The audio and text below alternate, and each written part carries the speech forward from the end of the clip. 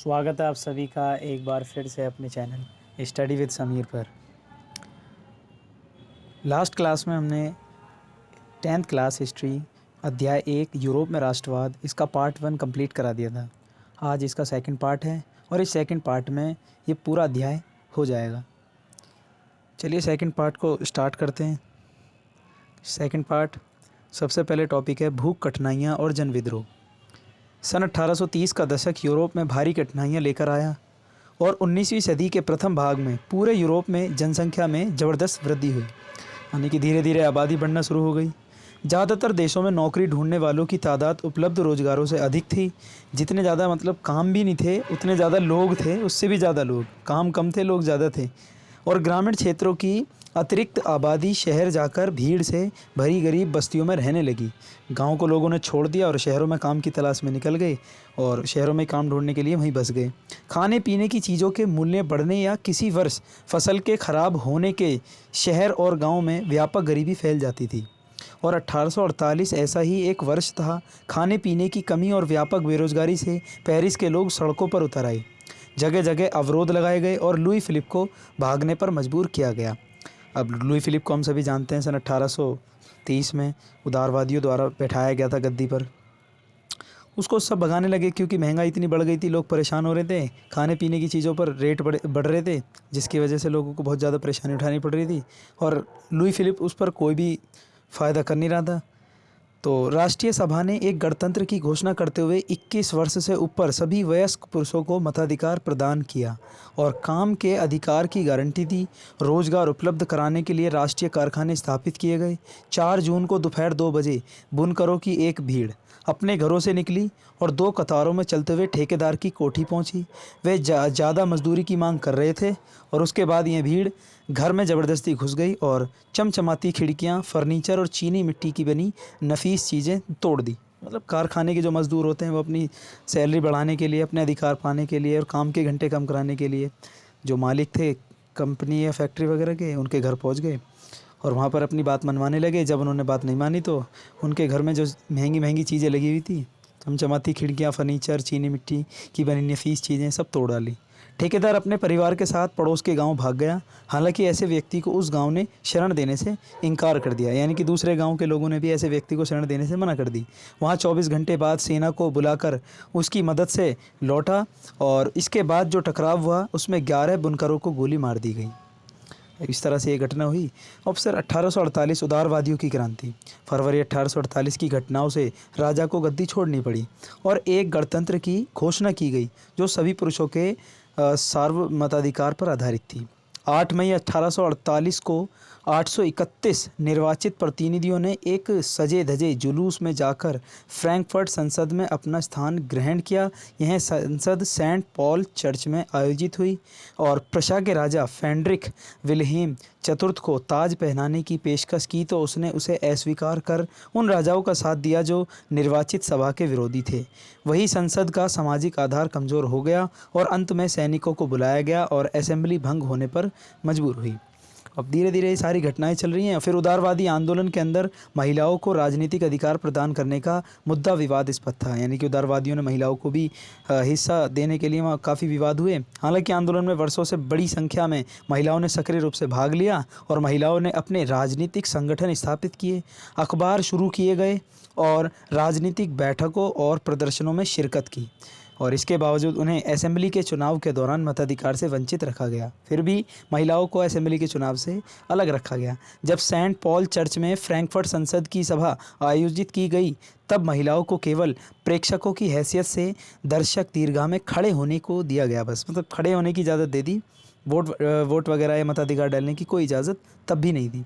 अब जर्मनी और इटली का निर्माण कैसे हुआ, सबसे पहले इटली के बारे में पढ़ लेते हैं। इटली जर्मनी की तरह इटली में भी राजनीतिक विखंडन का एक लंबा इतिहास रहा है। 19वीं सदी के मध्य से इटली 7 राज्यों में बटा हुआ था, जिनमें से केवल एक सार्डिनिया पिडमोंट में एक इतालवी राजघराने का शासन था। जिनमें से केवल एक जो सार्डिनिया पिडमोंट में एक इतालवी राजघराने का शासन था।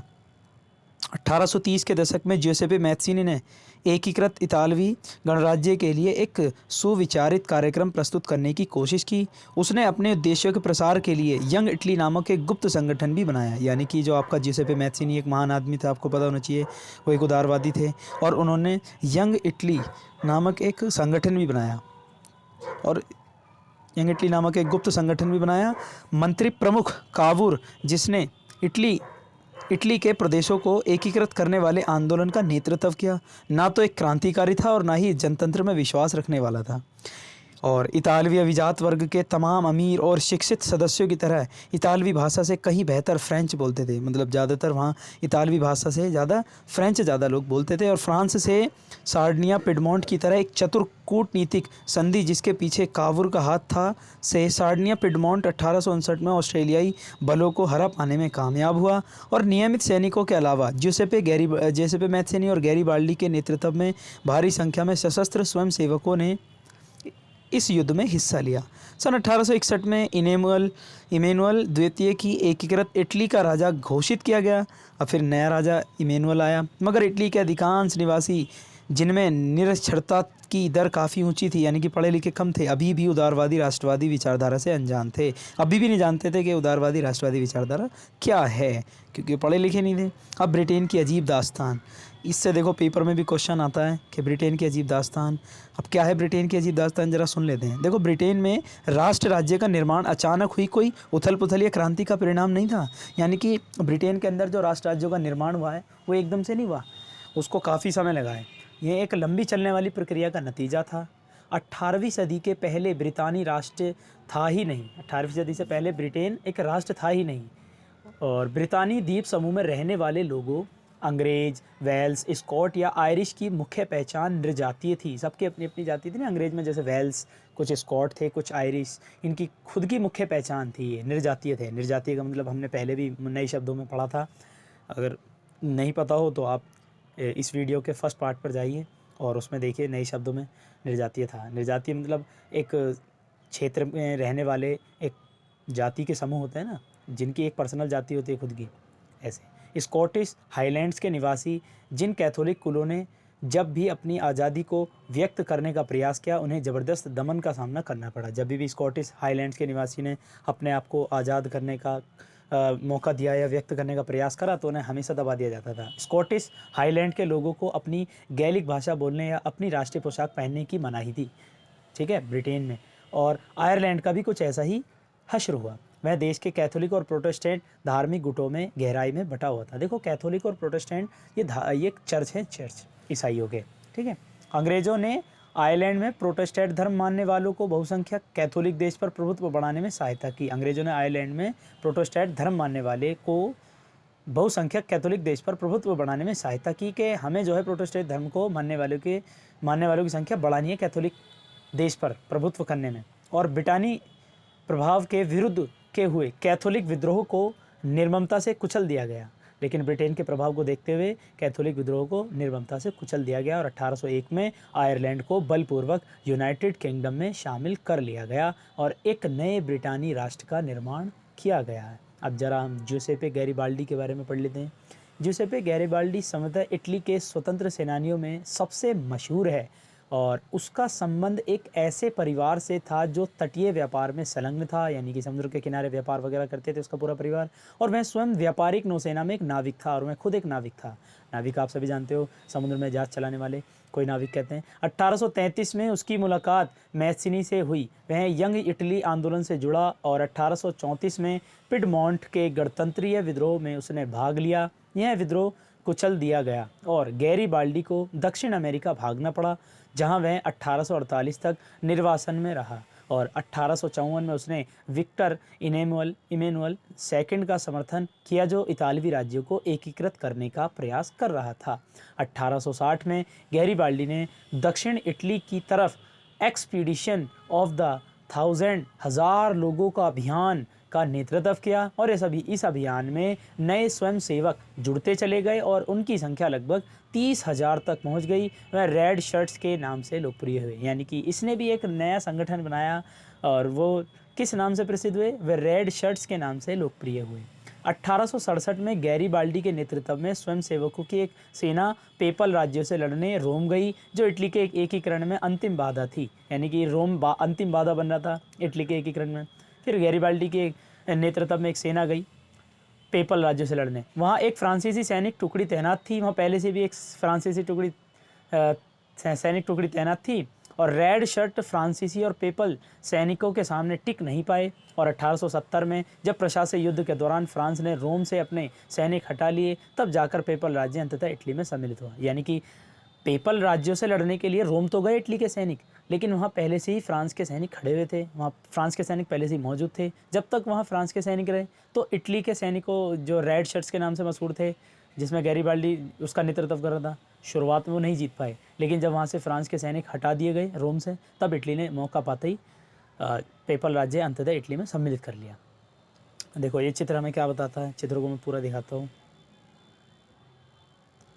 ये देखिए चित्र आराम से देखिए, और नीचे क्या लिखा है जरा पढ़ लेते हैं। गैरीबाल्डी सार्डिनिया पिडमोंट के राजा विक्टर इमैनुअल सेकंड को इटली नामक बुट यानी कि जूता पहनने में मदद करते हुए 1859 का अंग्रेजी व्यंग्य चित्र, अंग्रेजी व्यंग्य मतलब अंग्रेजों की एक तरीके से मजाक बनाता हुआ एक चित्र है ये, ठीक है।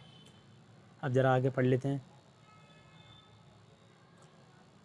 राष्ट्र की दृश्य कल्पना। देखो राष्ट्र की दृश्य कल्पना क्या है, एक देश को कुछ यूं चित्रित किया जैसे वह कोई व्यक्ति हो, और उस समय राष्ट्र को नारी भेष में प्रस्तुत किया जाता था। देखो राष्ट्र की दृश्य कल्पना अगर मैं बताऊं, एक तरीके से राष्ट्र को एक चित्र के रूप में दिखाना, जैसे हम अपने भारत माता को एक माता के रूप में दिखाते हैं, सरस्वती देवी को शिक्षा के रूप में दिखाते हैं, तो ऐसे ही ब्रिटेन के अंदर भी एक राष्ट्रवाद को और मजबूत करने के लिए तो राष्ट्र की एक कल्पना वो भी एक मूर्त रूप में बनाई, और वो भी एक लेडी के रूप में, यानी कि नारी भेष में प्रस्तुत की। राष्ट्र को व्यक्ति का जामा पहनाते हुए जिस नारी रूप को चुना गया वह असल जीवन में कोई ख़ास महिला नहीं थी, और राष्ट्र को व्यक्त करती हुई जो नारी इन्होंने बनाई थी वो नारी रियल में किसी का चेहरा नहीं थी वो, यानी कि वो अपनी तरफ से इन्होंने बनाया था, ऐसा असली चेहरा किसी और का नहीं था। हाँ, या यह तो राष्ट्र के अमूर्त विचार को ठोस रूप प्रदान करने का प्रयास था, यानी नारी की छवि राष्ट्र का रूपक बन गई, और वहाँ नारी की छवि जो है राष्ट्र का रूपक बन गई। आपको अपनी बुक एनसीईआरटी की बुक हो या कोई सी भी बुक हो, उसमें जाकर देख सकते हो, और उसमें आपको दिखेगा। आपको याद होगा कि फ्रांसीसी क्रांति के दौरान कलाकारों ने स्वतंत्रता, न्याय और गणतंत्र जैसे विचारों को व्यक्त करने के लिए नारी रूपक का प्रयोग किया था।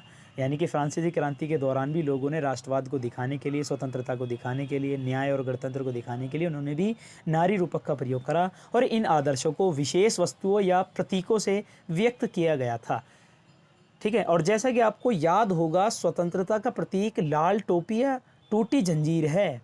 स्वतंत्रता का प्रतीक क्या था, लाल टोपी या टूटी हुई जंजीर है। और इंसाफ को आमतौर पर एक ऐसी महिला के प्रतीकात्मक रूप से व्यक्त किया जाता है जिसकी आंखों पर पट्टी बंधी हुई है और वह तराजू लिए खड़ी है। हम सभी जानते हैं कोर्ट में अंधा कानून जो खड़ी रहती है, छोटी सी मूर्ति हाथ में तराजू लेकर, आंखों पे पट्टी बंधी हुई, वो एक इंसाफ का प्रतीकात्मक रूप है, व्यक्त करती है। इसी प्रकार के नारी रूपकों का आविष्कार कलाकारों ने 19वीं सदी में किया। ऐसे बहुत सारे आविष्कार हुए जो नारी रूपों में अलग अलग चीज़ों को दिखाते थे, कुछ स्वतंत्रता को दिखाते थे, कुछ न्याय को दिखाते थे, बहुत सारी चीज़ों का अलग अलग। फ्रांस में उसे लोकप्रिय ईसाई नाम मॉरियन दिया गया, जिसने जन राष्ट्र के विचार को रेखांकित किया। मारियोन की प्रतिमाएं सार्वजनिक चौकों पर लगाई गई, यानी कि जो चौक होते हैं ना सड़कों के किनारे वगैरह, ताकि जनता को एकता के राष्ट्रीय प्रतीक की याद आती रहे। जब जगह जगह मूर्तियां लगा दी जाएंगी, जनता इनसे देखेंगे, प्रेरित होंगे, सबके अंदर एकता की भावना पैदा होगी। मारियोन की छवि सिक्कों और डाक टिकटों पर अंकित की गई। देखो चौक पर तो लगाई गई सड़कों पर, और ज़्यादा फैलाने के लिए छवि को सिक्कों और डाक टिकट पर भी उसकी छवि अंकित कर दी गई। और जर्मेनिया बलूत वृक्ष के पत्तों का मुकुट पहनती थी। वो कैसे, मतलब उस महिला ने, आप जब उसमें बुक में तस्वीर देखोगे तो उस महिला ने एक जर्मेनिया बलूत वृक्ष के पत्तों का मुकुट पहन रखा है, क्योंकि जर्मन बलूत वीरता का प्रतीक है। जर्मन बलूत जो है वीरता का प्रतीक था। अब देखते हैं राष्ट्रवाद और साम्राज्यवाद। देखो राष्ट्रवाद हम पहले भी चर्चा कर चुके हैं कि राष्ट्रवाद देश से प्रेम होता है ना। और 1800, अब देखो शुरू में सबसे पहले क्या, 1871 के बाद यूरोप में गंभीर राष्ट्रवादी तनाव का स्रोत बाल्कन क्षेत्र था। यूरोप के अंदर सबसे जो गंभीर राष्ट्रवादी तनाव का जो स्रोत था वो बाल्कन क्षेत्र था। बाल्कन क्षेत्र का एक बहुत बड़ा हिस्सा ओटोमन साम्राज्य के नियंत्रण में था। देखो ओटोमन साम्राज्य बहुत बड़ा साम्राज्य था, ठीक है। अब तक के इतिहास में सबसे बड़ा साम्राज्य ओटोमन साम्राज्य था, जिसके हिस्से में कई सारे देशों को मिला लिया गया था। बाल्कन क्षेत्र में रूमानी राष्ट्रवाद के विचारों के फैलने और ओटोमन साम्राज्य के विघटन से ऐसी स्थिति काफ़ी विस्फोटक हो गई।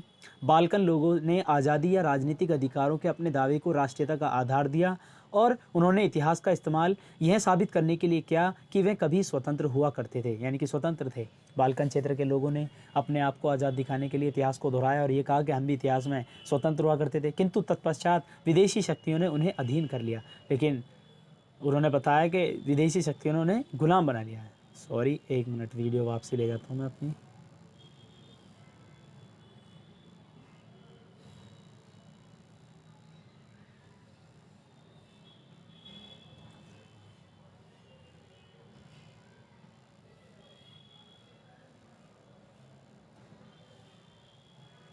हाँ, ठीक है। बाल्कन राज्य किंतु तत्पश्चात विदेशी शक्तियों ने उन्हें अधीन कर लिया। बाल्कन राज्य एक दूसरे से भारी ईर्ष्या करते थे और हर एक राज्य अपने लिए ज़्यादा से ज़्यादा इलाका हथियाने की उम्मीद रखता था। और देखो, साम्राज्यवाद का मतलब मैंने मानी बताया था। अब देखो मैं बताता हूँ इसमें क्या है। साम्राज्यवाद का मतलब है अपने देश की सीमा को छोड़कर दूसरे देश की सीमा को भी अपने देश की सीमा में मिला लेना, यानी कि उस पर कब्जा करके उसे अपने देश के अंदर शामिल कर लेना। जैसे कि चीन ने करा था। चीन ने हमारा पड़ोसी देश तिब्बत हुआ करता था, उसे साम्राज्यवाद की नीति को अपनाकर तिब्बत को अपनी देश की सीमा के अंदर कर लिया और तिब्बत जैसे छोटे से देश को बिल्कुल गायब कर दिया, अपने क्षेत्र अपने देश की सीमा में मिला लिया। उसको साम्राज्यवाद कहते हैं। और इस समय यूरोपीय, अब यहाँ पे ज़्यादा से ज़्यादा इलाका हथियाने की उम्मीद रखता था। और इस समय यूरोपीय शक्तियों के बीच व्यापार और उपनिवेशों के साथ नौसैनिक और सैन्य ताकत के लिए गहरी प्रतिस्पर्धाएं थीं।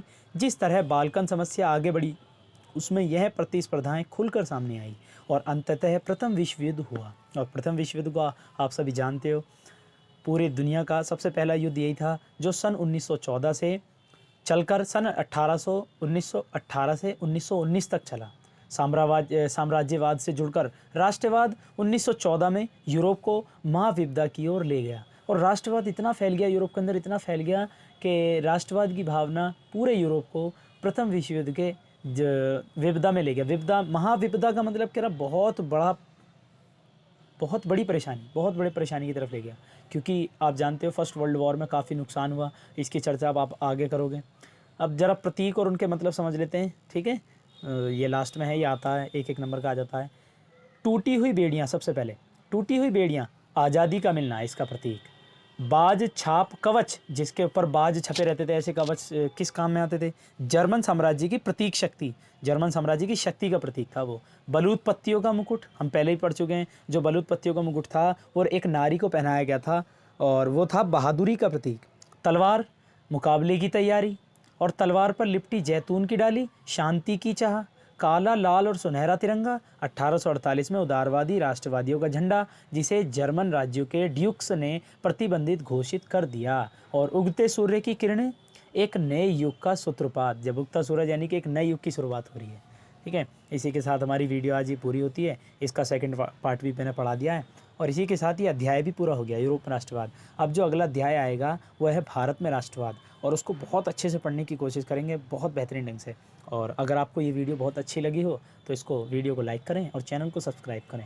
और ऐसी ही लेटेस्ट वीडियो देखने के लिए हमारे चैनल को नोटिफिकेशन को ऑल कर लें, ठीक है। और अपने सारे दोस्तों को शेयर भी करें। अभी ये मेरा नया चैनल है और मैं अच्छी वीडियो लाता रहूँगा। Thanks for all.